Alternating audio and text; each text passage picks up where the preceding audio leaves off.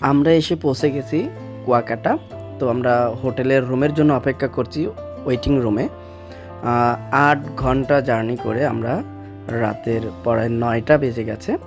তো হোটেল অনেক খোঁজাখুঁজির পরে একটি হোটেল পেয়েছি ডাবল বেডের। কিন্তু এখন সিজন টাইম দেখে ভাড়াটা খুবই বেশি। আপনারা যদি আনসিজন আসেন এরকম রুম পেয়ে যাবেন ৮-৯০০ টাকা পার ডে। তো হোটেলের মধ্যে কী কী রয়েছে আমি একটু দেখাচ্ছি। এটি হচ্ছে একটি ড্রেসিং টেবিল রয়েছে, দুটি সিঙ্গেল বেডের খাট রয়েছে, একটি বড়সড় ওয়াশরুম রয়েছে, একটি টিভি রয়েছে। কারণ এসি রুম পাওয়াটা খুবই মুশকিল।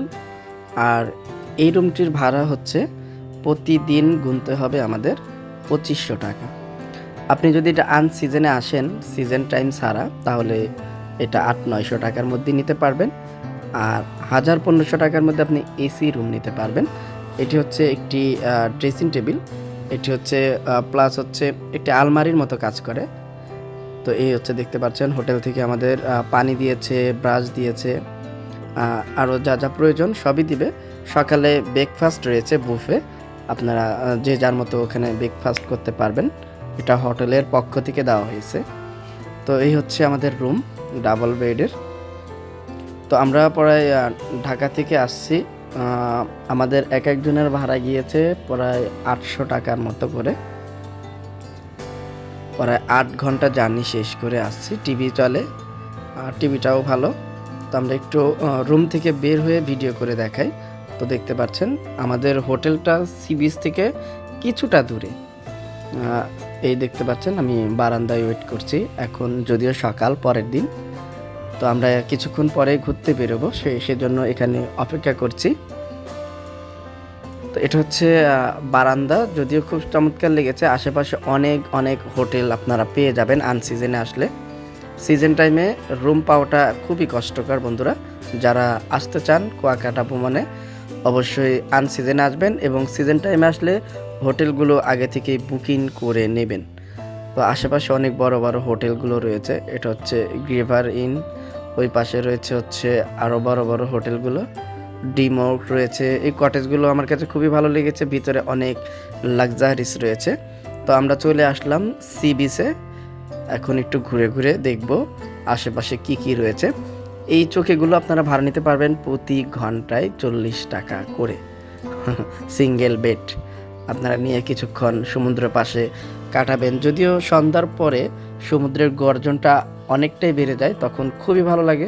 আপনারা চাইলে সন্ধ্যার পর থেকে এখানে ২-৪-৫ ঘন্টা কাটাতে পারেন সমুদ্রের পাশে, তাহলেই কিন্তু হবে।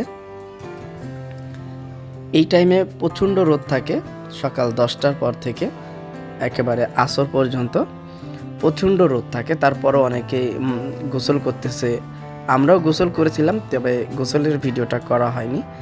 তো অনেকে গোসল করছে, অনেকেই ঘুরছে, অনেকেই এটা সেটা। জানেনই তো, ঘুরতে গেলে কত কিছুই না করতে মনে চায়। তো এখন হচ্ছে বিকাল টাইম, সূর্য প্রায় ডুবেই গেছে। তো আমরা ভিডিওটা করতে পারিনি সূর্য অস্ত যাওয়ারটা।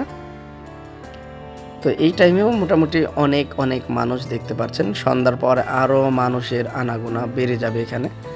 দেখছেন যে যার মতো আপন মনে ঘুরছে। যদিও আমরা সিঙ্গেল গিয়েছিলাম, ফ্যামিলি নিয়ে যাইনি। তো সেই জন্য এক হিসাবে ভালোই হয়েছে, কারণ ফ্যামিলি নিয়ে গেলে সিজন টাইমে সব দিকেই কষ্ট, রুম পেতে কষ্ট হয়ে যায়। আপনারা যারা ফ্যামিলি নিয়ে যাবেন অবশ্যই রুম বুকিং করবেন আগে থেকেই। আর প্লাস হচ্ছে আনসিজনে গেলেই ভালো হয়।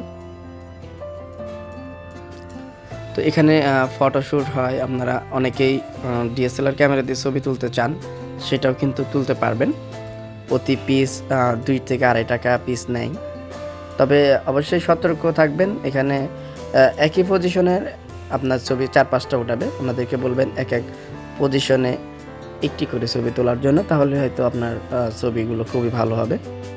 তো এখানে মোটরসাইকেল রাইডও দেয়, আপনি চাইলে এই পাশ থেকে ও পাশ ঘুরে আসতে পারবেন। এখানে রয়েছে স্পিড বোট, যেটা দিয়ে সমুদ্রের কিছুটা দূরে গিয়ে আপনাকে ঘুরিয়ে আনবে। তো দেখছেন এখন মানুষ আস্তে আস্তে সমুদ্রে নামছে অনেকেই। আসলে গোসল করাটাই খুবই মজার সমুদ্রের মধ্যে।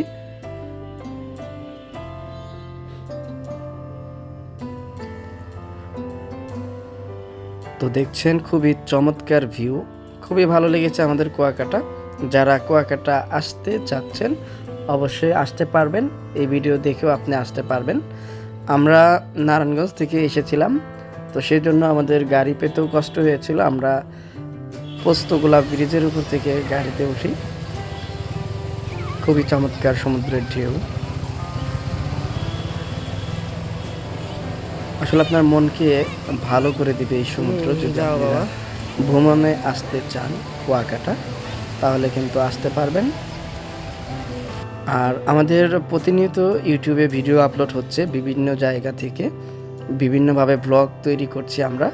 অবশ্যই আমাদের চ্যানেলে সাবস্ক্রাইব করে থাকবেন, ভিডিওতে লাইক করবেন, কমেন্টস করবেন, আপনাদের মতামতগুলো জানিয়ে দিবেন এবং চাইলেই বন্ধুবান্ধবের সাথে শেয়ারও করতে পারেন। আরও আমাদের একটি পেজ রয়েছে কিউট ব্লগার বিডি, সেম নামে, আপনারা চাইলেই সেখানে ফলো করে আসতে পারেন। ধন্যবাদ সবাইকে ভিডিওটি শেষ পর্যন্ত দেখার জন্য।